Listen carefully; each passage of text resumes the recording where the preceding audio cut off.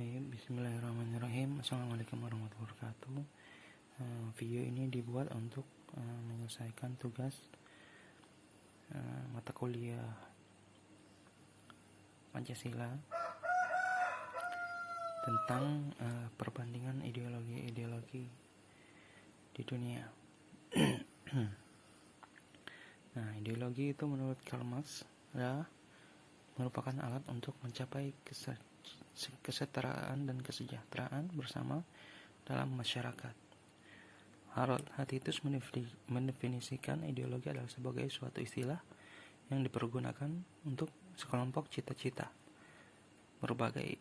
mengenai berbagai macam masalah politik dan ekonomi serta filsafat sosial serta filsafat yang dilaksanakan bagi suatu rencana sistematis tentang cita-cita yang dilaksanakan oleh kelompok atau lapisan masyarakat.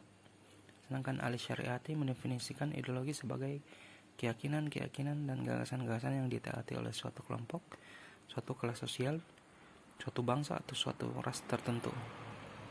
Dan Thomas Hobbes, ideologi adalah suatu cara untuk melindungi kekuasaan pemerintah agar dapat bertahan dan mengatur rakyatnya.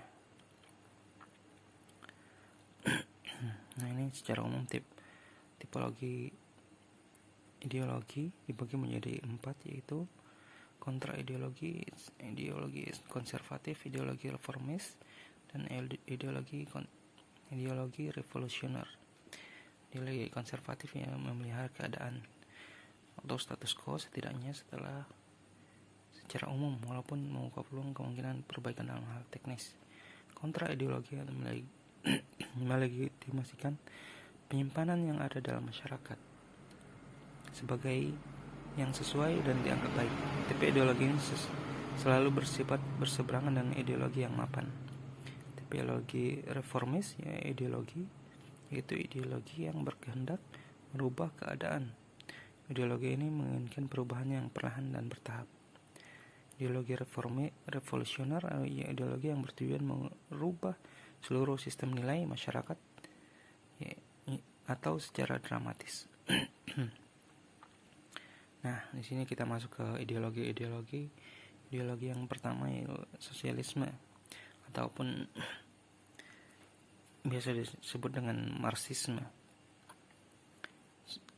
Sosialisme atau sosialis adalah sistem sosial dan ekonomi yang ditandai dengan kepemilikan sosial dari alat-alat produksi dan manajemen koperasi ekonomi serta teori politik dan negarakan yang mengarah pada pembentukan sistem tersebut. Kepemilikan sosial bisa merujuk ke koperasi, kepemilikan umum, kepemilikan negara, kepemilikan warga, ekuitas, atau kombinasi dari semuanya. Secara ringkas, sosialisme adalah rasa perhatian, simpati, dan empati antar individu kepada individu yang lainnya tanpa memandang status. Sistem ekonomi sosialisme sebenarnya cukup sederhana. Semua aspek ekonomi dianggap milik bersama, tapi bukan berarti harus dimiliki secara sepenuhnya secara bersama. Semua aspek ekonomi boleh dimiliki secara pribadi masing-masing dengan syarat digunakan secara sosialis, mirip dengan gotong royong sebenarnya. Sejak abad ke-19, sosialisme telah berkembang ke banyak aliran yang berbeda, yaitu sindikalisme, anarkisme, komunisme, marxisme, dan marxisme. Ciri-ciri negara komunis yaitu bersifat masyarakat anti pasar, menolak penetapan harga melalui mekanisme pasar, adanya maksimalisasi peran negara, pembatasan partisipasi politik, media sepenuhnya ada pada kontrol kekuasaan, digunakannya sistem partai tunggal, dominan party atau one party system. Ini tokoh-tokoh sosialisme Karl Marx, Friedrich Engels, J.S. Saint-Simon, dan F.M. Charles. Kita masuk ke fasisme. Fasisme adalah gerakan radikal ideologi nasionalis otoriter politik. Fasis berusaha untuk mengatur bangsa menurut perspektif korporatis nilai dan sistem, termasuk sistem politik dan ekonomi. Ideologi fasisme merupakan sebuah paham politik yang menjunjung kekuasaan absolut tanpa demokrasi. Ada pula yang mengartikan bahwa ideologi fasisme adalah suatu paham yang mengedepankan bangsa sendiri dan memandang rendah bangsa yang lain. Dalam paham ini, nasionalisme yang sangat fanatik juga otoriter sangat terlihat. Fasisme sesungguhnya merupakan ideologi yang dibangun menurut hukum rimba. Fasisme juga bertujuan membuat individu dan masyarakat berpikir dan bertindak seragam. Untuk mencapai tujuan ini, fasisme menggunakan kekuatan dan kekerasan bersama semua metode propaganda, bahkan melakukan genosida, pemusnahan secara teratur terhadap suatu golongan atau bangsa. Hal tersebut dikarenakan menurut ideologi fasis, negara bukan ciptaan rakyat, merupakan ciptakan orang kuat.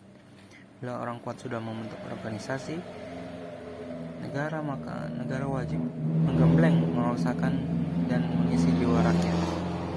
Fasisme sebagai ideologi berkembang pada abad 20 yang menyebar dengan pesat ke seluruh dunia pada Perang Dunia. Fasis muncul dan berkembang dengan negara-negara yang relatif lebih makmur dan secara teknologi lebih maju.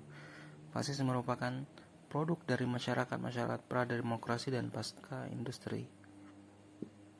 Kaum fasis tidak mungkin merebut kekuasaan di negara-negara yang tidak memiliki pengalaman demokrasi sama sekali.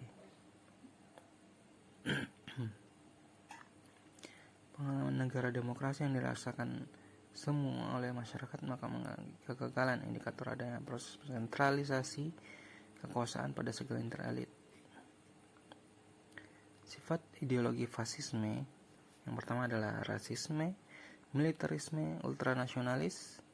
Ultranasionalis adalah suatu sikap membanggakan suatu negaranya sendiri secara berlebihan sehingga dapat sangat merendahkan negara yang lain. Imperialisme adalah politik untuk menguasai dengan paksaan seluruh dunia untuk mementingkan diri sendiri yang dibentuk sebagai imperium, hak memerintah atau menguasai. Gagasan-gagasan utama fasisme adalah gagasan mengenai mitos ras unggul, antisemitis, totalitar. Artinya fasisme tidak sebagai sekedar suatu sistem organisasi politik atau pemikiran, melainkan juga keseluruhan jiwa, pemikiran, dan perasaan suatu bangsa.